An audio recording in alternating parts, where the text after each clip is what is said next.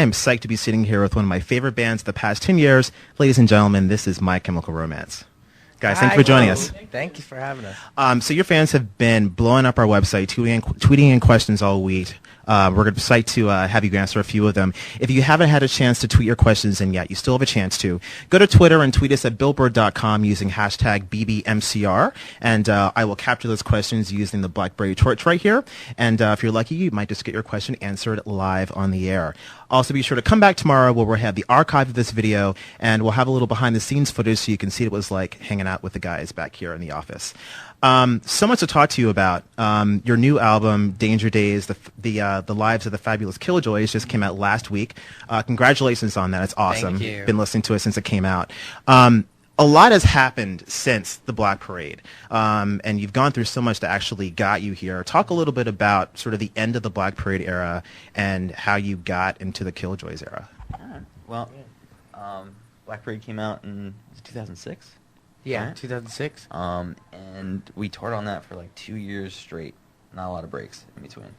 And it was a grueling schedule. I think we saw most of the world. Definitely a lot of places that I never thought we'd ever see. But it was great. But you know, when you do anything nonstop for 2 years and you're away from home like that, like it takes its toll on you. You know. So after that, we needed a little bit of a break, and we took about 6 to 8 months off, maybe. Yeah, about 6 to 8 months. And we got back together to do a song for the Watchmen soundtrack called Desolation Row. And I think at that moment that like kind of sparked our interest in wanting to do the band again. Yeah. So once we did that, we wanted to be right in the studio, but because of scheduling and stuff like that, it took us maybe another 3 or 4 months. Right. And we started to write a record. We wrote about 30 songs, recorded maybe 20 and change. And that took us a year in the future. And at that point, it was like, these are good, but this isn't the best we can do. You know.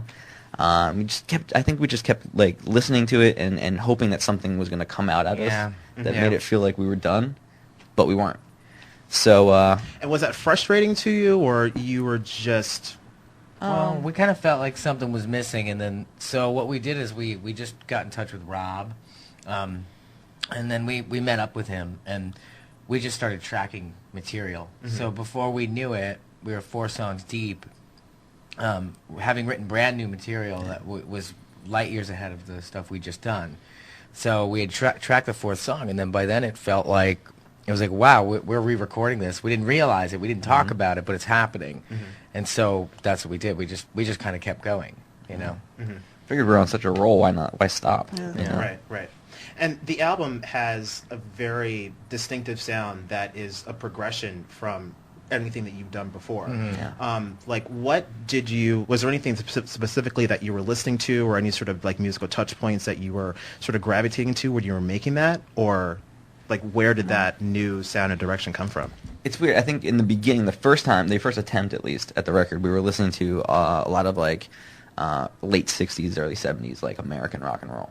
And we wanted that kind of immediacy, that kind of stripped down yet aggressiveness to the sound, and that it showed through a lot in that. But when we finished that record, I think we were so unhappy that we needed to rebel against what we had just created.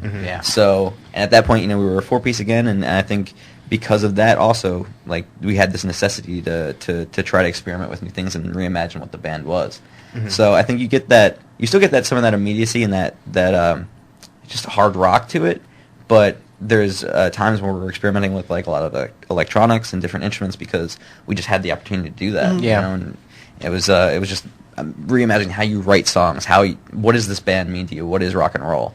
And that's what we came up with. Yeah, which I imagine is a really liberating process. I mean, like, the record sounds liberating. It sounds like you had a really, really great time making it. We did, Absolutely. That's one of the coolest compliments I think we get, is when people listen to it and they say, "Oh, it sounds like you guys are having so much fun." And that's cool. Like, you know, we didn't hear that during Parade. Like, a lot of times people are like, "You guys look like you're not having much fun." Right. So now even when and it translates to the stage, and even the songs, even the old songs now, we're having much more fun. Because it was a liberating process. We're not playing characters. It's not a concept record. It has like this high concept, but it's very light and very loose, and we're making it up as we go along. We don't ever have to wear something live. You know, Right. I mean, my T-shirt right now is, I have a Lucky T-shirt I wear, but like I don't have to wear anything like that. So, no costumes, no characters, no personas, and that feels like it's been 4 years since we've not had characters to play. Yeah, That's true. You know, it's interesting that you bring that up because I mean the you know, the visual aspect and sort of like, you know, the imaging of the band is always like front and center along with the music. Right. And with the Black Parade, you know, it was very dark and it was very sort of like, you know, almost gothic in its presentation. And this time around, I mean, very bright colors. I mean, like you're rocking the red hair now. Right. And it's just sort of like a very different vibe altogether. When you're creating the music, are you thinking about how you're going to present it visually, or does that come afterwards? Or like when does the visual creative process Yeah, they come have into play? it all happens at the same time, which is it's really good because you're constantly switching gears. You're making music that's then dictating the visual, and vice versa. You're coming up with visuals that you get an image in your head or how somebody's going to look, and then that affects the music, and vice versa. But you always want the music really informing the visual. You know, it's that kind of thing. If we had started this record and from first get-go, if I had said, oh, it's going to be a science fiction battle, like, I think it would have been a weird record. Like, it was the mistake we made in the first place. The first attempt was to sit there and go, oh, it's going to be a stripped-down rock record. Right. Well, that's what we ended up with, but not great, you know? So you have to let the music tell you what it is. You know? Yeah, it was fun to really like get to show a side of the band that it's always been there, but we didn't necessarily get to show in the past, you know? Right. Cool. I have to ask about Better Living Industries. We have so many questions of fans that are just sort of like wondering what it is. So explain to us. Like there's this mysterious website. Right. What's it oh, all yeah, about? the website's out now. It's another piece of the world. It's almost like it's a metaphor that kind of explains what we went through. This kind of assimilation into this boring kind of 30-something rock culture. I created this corporation to kind of represent that, you know.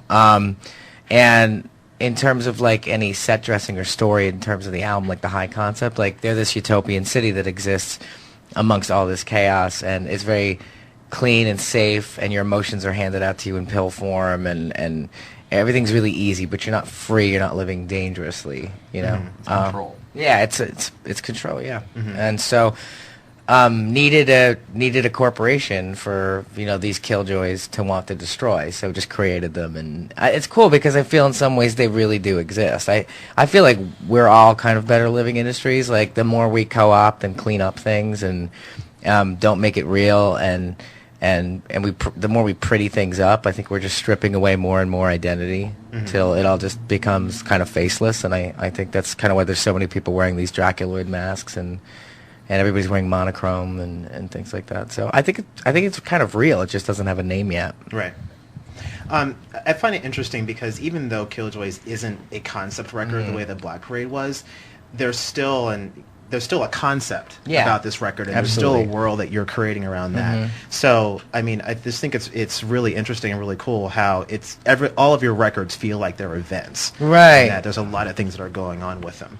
That's cool. Yeah. I appreciate you saying that. Yeah, we do. Yeah, definitely. Yeah. It keeps it interesting and keeps it exciting for the fans too.